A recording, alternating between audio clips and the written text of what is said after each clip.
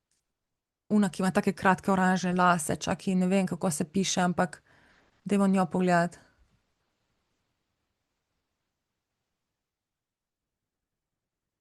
Ona pa je tudi tako malček, čutim prestrašeno, pa tako Luka Mesca vleče za rokav, na nek način se hoče za njim skrivati. Čakaj, ampak zakaj Urška Klakočar Zupančič na njo to ne gane? Ona je v bistvu neka taka, mislim, jaz bi si upala reči, da ona v bistvu ful neka hinavka. Mislim, hinavka v smislu, da ima neke skrite motive. Ker veš, kaj je fora, ne? Zdaj neka afera, da kao ta Svoboda je dala priporočila, koliko mesa moramo pojesti in zdaj dajo plakate, kao ne dovolite, da vam vzemejo meso ali nekaj v tem kontekstu, ne dovolite, da vam ga vzamejo ali nekaj tako. In Urška je posnela nek video, kjer jejo klobaso, nek šalam. In ono, pa čakaj malo, pa če se to dogaja v mislim, what, kaj se to dogaja? In pač ne vem, nekaj mi je tle ful sumljivo, ne. Ampak okej, Urška Klakočar, nič posebnega. Kdo je še tak pomemben? Mi prihajajo neke, dajmo pogledati sam parlament. Vse je okej, dobro.